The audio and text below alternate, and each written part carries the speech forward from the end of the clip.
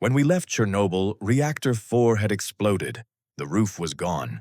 Radioactive material was flying into the air, and the firefighters had just arrived believing they were dealing with a normal fire. It was not a normal fire. The building was covered in pieces of graphite that had been thrown directly out of the reactor core. Some firefighters reportedly saw strange glowing material around the wreckage, but nobody had given them a helpful little brochure titled, "Congratulations, you are standing on an open nuclear reactor." They climbed onto the roofs, dragged heavy hoses through debris, and fought the flames without fully understanding what was around them. Radiation is especially unfair because it does not look dangerous. It does not have a smell. It does not make an evil noise when it enters the room. It just stands there, invisibly ruining your entire week. Some workers and firefighters soon began feeling sick. Their skin burned. They became weak. Some tasted metal. Some started vomiting. And still, many of them continued working because fires threatened the neighboring reactor buildings. 2 plant workers died in the immediate aftermath. In total, 134 plant employees and emergency responders developed acute radiation sickness. 28 of them died within the first few months. There is nothing funny about that part. Many of these men entered the plant expecting an industrial accident. What they actually entered was one of the most dangerous places on Earth. Meanwhile, only a few kilometers away, Pripyat woke up, and life continued almost normally. People opened their windows, children went outside, couples prepared for weddings, families looked toward the smoke rising from the plant and waited for someone to explain what had happened. The government's official explanation was basically, something happened. Is it dangerous? We did not say that. Should we leave? We also did not say that. Radiation monitoring teams were already finding dangerous contamination, but evacuating an entire city would mean admitting that the accident was serious, and the Soviet government was much better at moving radioactive clouds than admitting mistakes. Officials discussed evacuation, then they waited. Then they discussed it again, because apparently an exposed nuclear reactor needed to submit more paperwork. Finally, on the afternoon of April 27th, more than a day after the explosion, buses began arriving in Pripyat. Residents were told the evacuation would be temporary. Bring identification. Bring some food. Bring only the things you need. You will return soon. And because they believed they were coming back, people left meals on tables, toys on floors, photographs in drawers, and pets inside their homes. Nearly 50,000 people were removed from Pripyat within a few hours. The buses drove away, the apartments stayed behind, and the city never permanently came home. Now the Soviet Union had another small problem. The reactor had exploded loudly enough to destroy a building, but apparently not loudly enough to deserve an honest public announcement. For the first 2 days, the government released almost no useful information. Unfortunately, radioactive clouds do not respect national borders. They do not stop at customs. They do not carry passports. And they are absolutely terrible at keeping state secrets.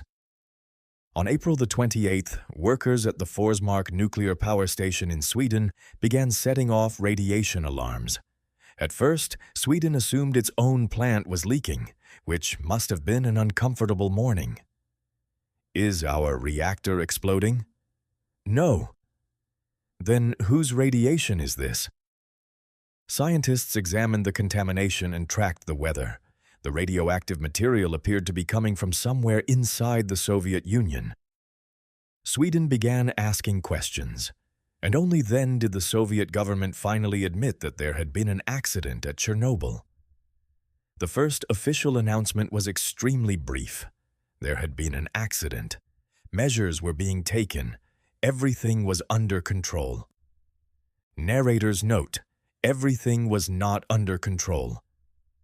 Reactor 4 continued releasing radioactive material for around 10 days. The exposed graphite was still burning, so helicopters were sent directly above the destroyed reactor. Their crews dropped thousands of tons of boron, sand, clay, dolomite, and lead. Each material had a job. Boron could absorb neutrons. Sand and clay could trap radioactive particles. Dolomite could help reduce oxygen feeding the fire. Lead was intended to absorb heat and radiation, and the helicopter pilot's job was apparently fly directly above nuclear hell and try not to think about it. But dropping materials onto the reactor was only the beginning. The entire area now had to be cleaned. Enter the liquidators. Hundreds of thousands of soldiers, engineers, miners, firefighters, drivers, doctors, construction workers, and civilian specialists took part in the response over the following years.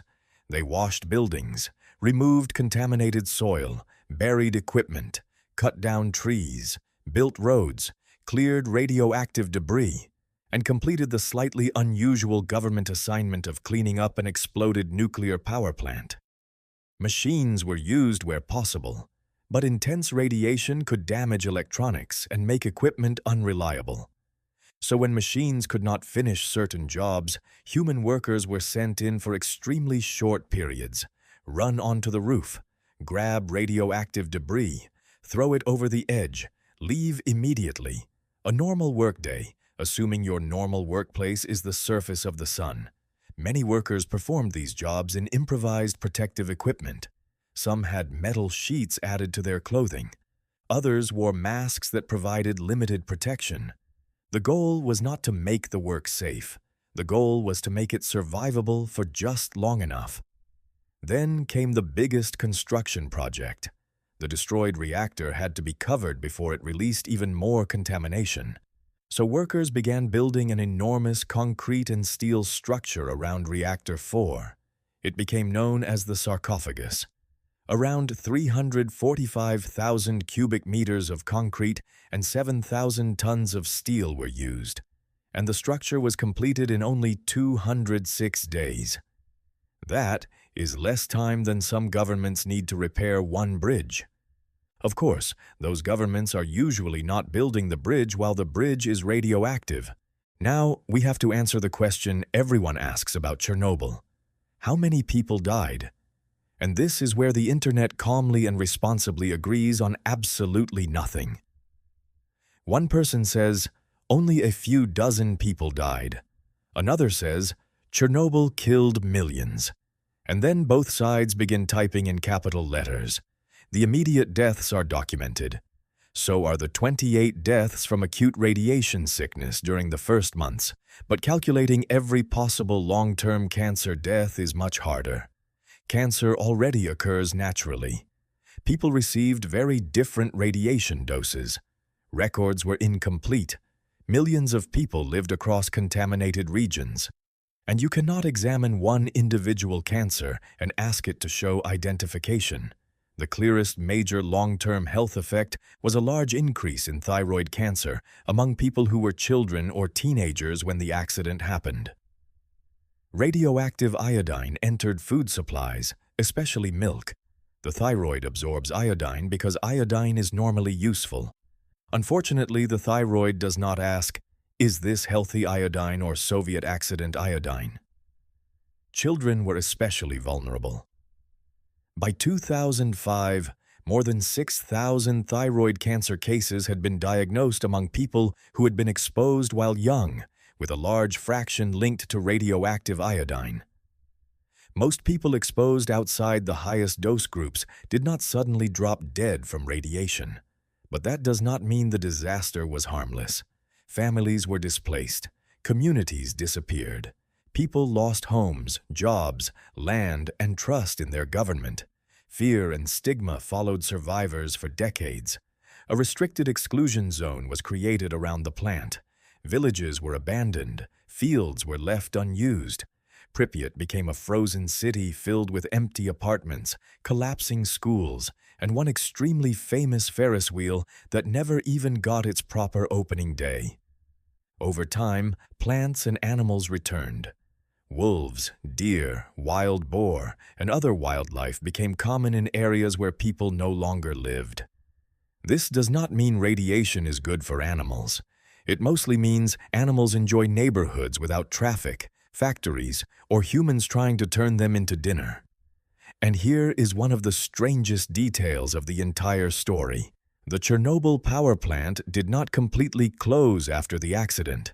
The other reactors eventually returned to operation because the Soviet Union still needed electricity. So yes, the nuclear plant containing an exploded nuclear reactor continued producing nuclear power. Reactor 3 was not permanently shut down until December 15, 2000, 14 years after the disaster. Apparently, the official policy was, one reactor exploded, but the others still have work tomorrow. The original sarcophagus was built quickly and was never meant to last forever. It developed cracks, suffered corrosion, and contained unstable structures. So decades later, engineers built a second shelter. The new safe confinement was an enormous steel arch assembled beside Reactor 4. It was built away from the reactor to reduce workers' exposure. Then the entire structure was slowly moved along rails and placed over the old sarcophagus. It measured roughly 257 meters across, more than 100 meters high, and weighed over 36,000 tons. Basically, engineers built an aircraft hangar, placed it on wheels, and carefully slid it over history's worst group project. The new structure was fully commissioned in 2019. It is designed to contain radioactive material and allow future teams to dismantle the unstable remains inside. Because Chernobyl is not something humanity simply cleaned up and finished. The work will continue for generations. And that is the real lesson of Chernobyl. The reactor did not explode because physics suddenly stopped following the rules. It exploded because people ignored warnings, hid information, rushed dangerous work, and believed admitting failure was worse than allowing danger to continue. The explosion took seconds. Pripyat was emptied in hours. The first shelter took months, and the cleanup will take longer than the Soviet Union itself existed. Chernobyl was not only a nuclear disaster. It was what happens when a dangerous machine meets a system where nobody is allowed to say, "Stop, this is a terrible idea." And that is how a safety test destroyed a reactor, emptied a city, exposed a government, and created a disaster the world is still containing today. Subscribe to History Off Script Animated because humanity has made more than enough terrible decisions for another episode.